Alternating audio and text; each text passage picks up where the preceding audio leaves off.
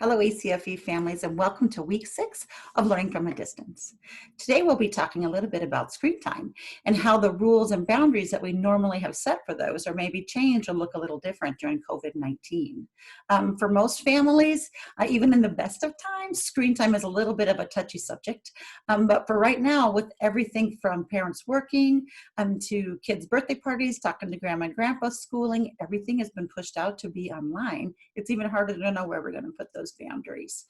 To support remote learning, lots of schools are distributing laptops or tablets for students, so access to screens as well has increased in many households. And plus, a lot of you might be working from home without your normal childcare supports in place, which leaves you with less time to keep tabs on your kids' screen time. So let's take a look at a little presentation that we have here as we go through here.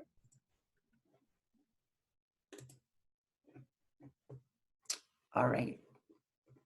So given all these unusual stressors, there's really no right answer when it comes to managing screen time during this crisis. But some experts have helped us to set some expectations, support your child, and maybe cut yourself a little bit of slack. Here are our normal AAP, the American Academy of Pediatricians guidelines, as we discussed in our face-to-face classes a couple of months ago for screen time use. The AAP recommends that children younger than 2 years of age should only use media when an adult can co-view it with them, watch and teach. They recommend that you limit those to FaceTiming, video sharing when you're interacting with another adult, another person that they're going to see on the other end of the line. Children ages 2 to 5 should have screen use limited to no more than 1 hour a day of high quality program. Again, it's best if you can co-watch with them. You can expand their learning, talk about the topics that you're seeing together on the screens. However, everything is kind of tossed out the window, these guidelines, as we're looking at our new normal, what that looks like today. So let's kind of have a little bit of grace for one another as we try to navigate these waters. When parents are distracted from working from home, children have been known to get into mischief. I saw this picture and I couldn't resist because I can remember those days where if everything got suddenly quiet for too long, you had better go and investigate to see what's happening. So even though parents would want to resist keeping kids away from screens, there has to be some sort of compromise so that parents can get some things done at home, whether it's helping an older sibling with their homework or doing some actual work if you're being required to work from home. How is that going to look for you and your family? The balance. So first, I think it's important for us to start by acknowledging to our kids and to ourselves that with school and socializing all happening online, increased screen time is unavoidable, all right? But we want to be able to have some compassion and still have some good, strong boundaries there that are going to be as well as we can with our families right now. So if possible, if your children are old enough, we want to set expectations as a family. Talk about it. The more that your children feel like they can talk about it and be a part of the decision, be a part of setting some boundaries, the more likely they are to buy in and to be able to adhere to whatever the guidelines are. We have to find ways that we can support our children. Some of you, and yourselves included, may be much more social in nature. They really may be missing those connections with friends and with family. So we want to support our kids. If that's the only way they're going to get to see grandma and grandpa or get to see their best buddies from preschool, then let's set aside some time so that that can happen. Let's build that up and make that a special time so kids can also acknowledge this isn't our norm. Things are going to be different.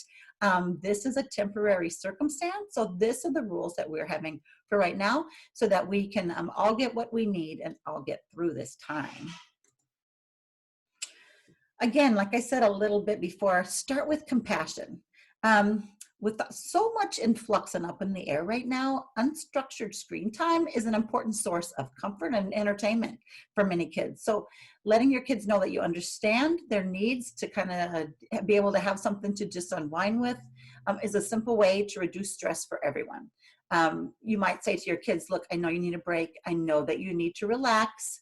A certain point portion of their screen time when it's age appropriate might be theirs to do with what they like. Maybe they want to watch a show. Maybe they want to play a game on a tablet. Give them a certain amount age appropriately that they can decide what it is they want to do with that screen time. You may also think to offer additional screen time as a bonus for them, an incentive for good behavior. Let your child know specifically what is necessary to happen for them to earn that extra time though. If your child is old enough, you might even write down that goal together, post it in their workspace as a reminder. Perhaps if they can play quietly, why mom or dad have a conference call or a Zoom meeting, then they can earn a little extra screen time. Keep a schedule. It might also be helpful to just set a specific time of day where your kids know they're allowed to use their screens. Maybe the 30 minutes before dinner is always open for screen time. That gives you a little bit of time to make dinner and your children will be entertained. That kind of structure lets them know what to expect, and it cuts down on some of those requests all throughout the day, like, can I watch Paw Patrol? Can I watch Paw Patrol? Can I play on my tablet? I want to play my game, over and over throughout the day, as you're constantly having to say, no, not now, no, not now. You'll yourself know that you have space to schedule some tasks that you need to get done when your children will be busy, and your children know, nope, we have screen time right before dinner. So that's what you can choose to watch Paw Patrol or play on your tablet before dinner. That's when we do screen time, all right? Once you set up a system, you may find that your kids still are kind of trying to push back against it. They might be moody for the first couple of days. They might ask you 1,000 times and get angry. That's normal for them. It's natural for kids to test new boundaries to see if they're really firm, if that's really what you're going to stand by.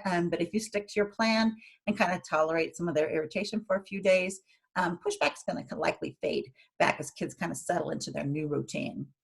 Remember that we as adults need to model healthy screen use for our kids too. If you make a point of setting aside your own screens for certain periods of time, your children are going to be much more likely to do the same without putting up a big fight about it. Plus, taking breaks from your technology has an added benefit of you limiting your own media intake, which might increase your stress load and your anxiety for that as well. And instead, take that time out to do some mindful things with your children. It's important during this time also to prioritize wellness. It's important for us to think about how our children are using their time in general. So if you've got a pretty busy kid that loves to play outside, screen time isn't likely to be a problem.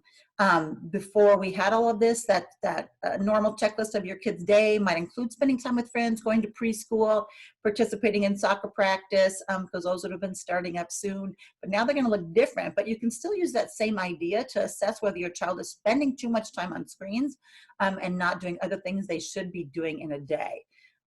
Is your child sleeping enough? Is your child eating a well-balanced diet? Are they getting some form of exercise every day? Are they getting some quality time with their family? Can they keep touch with their friends in some way? And then if they are doing some online schooling, preschool or kindergarten, early grades, are they invested in what they're doing? And are they keeping up with what their teachers are asking them to do? If you can answer yes to most of those things, then it's probably not a huge deal if your child is getting a little extra screen time in those days. We want to emphasize social connections during screen time. So there are ways that we have to connect with our family to be able to maintain those relationships, and that gives your kids a little bit of security and confidence. So if that's how you're using screens, then that's a justifiable reason to be able to use some of those screens. You might be able to be creative on your screens so that your child can do something as a virtual play date with the child that can offer some genuine kind of social connection for them. So you also probably want to try to remember to be present with your child whenever they are using their screens, so that you can perhaps get some more insight into your relationship and build that. Use some media together. If your child is trying to play a game on a tablet or on a gaming system, sit down with them. Talk them through. What are they learning? What are they doing? Can you show me how to play it? It's key that you kind of monitor what you say. We don't want to avoid kind of criticizing them with everything they're doing with screens or reminding their child of the things they have to do as soon as they get off of their game. We just want to be able to be there. Let your child explain things to you. You'll be surprised at what they're learning, perhaps, and it'll give you a little better feeling for where they're going. Try to play games with your kids. I know that my son Zachary used to play games with me on his Nintendo 64. When his brothers were gone to school, he used to love to play Banjo and Tooie with me. I think he only liked to play with me because I had no idea what I was doing. So I'd push all the buttons and he would always win. I was the only one he could completely win with. But that's good. There's some value in that too, that mom's willing to sit down with you and play your game, even though I have no idea how to play it. But we had a lot of shared laughter over that, and some good special times that we remember both now. You can encourage your child to explore things with some of their screen time.